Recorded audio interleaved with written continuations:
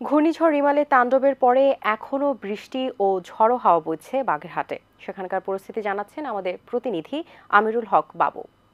ঘূর্ণিঝড় রেমালের প্রভাবে কিন্তু গতকাল থেকেই বাগেরহাটে প্রচুর পরিমাণে বৃষ্টি হচ্ছে, সেই সাথে বয়ে যাচ্ছে ঝোড়ো হাওয়া। কিন্তু গতকাল রাতে যে জলোচ্ছ্বাস হয়েছিল বাগেরহাটে, আজকেও ঠিক সেরকম একটি জলোচ্ছ্বাসে কিন্তু বাগেরহাটের শহরের যে প্রাণকেন্দ্র শহর, অধিকাংশ রাস্তাঘাট কিন্তু প্রায় 1 ফুট পানির নিচে ডুবেছিল।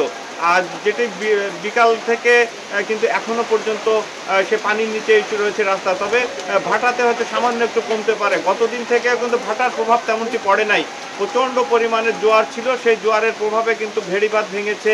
পানি উন্নয়ন বোর্ডের অধিকাংশ ভেড়িবাঁধ কিন্তু পানির নিচে তলিয়ে গিয়েছিল। সেই সাথে জানিয়ে রাখি যে সুন্দরবন প্লাবিত হয়েছিল প্রায় 5 থেকে 6 ফুট পানির নিচে।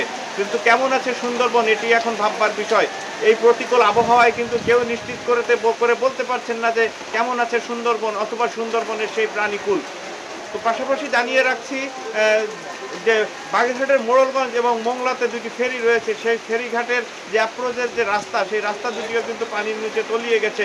পানি উন্নয়ন বোর্ডের নির্বাহী কর্মকর্তা এবং সড়ক ও জনপথ বিভাগের নির্বাহী কর্মকর্তা দুজনই ব্যাপক ক্ষয়ক্ষতির যে বর্ণনা দিয়েছেন। সেই সাথে তলিয়ে গেছে মৎস্যঘের, প্রায় 10,000 বসতবাড়ি কিন্তু ইতিমধ্যে বিধ্বস্ত হয়েছে এবং 35,000 আংশিক ক্ষতিগ্রস্ত হয়েছে বলে জানিয়েছেন জেলা প্রশাসন। তো এই ছিল বাগেরহাটের ঘূর্ণিঝড় রেমাল নিয়ে সর্বশেষ।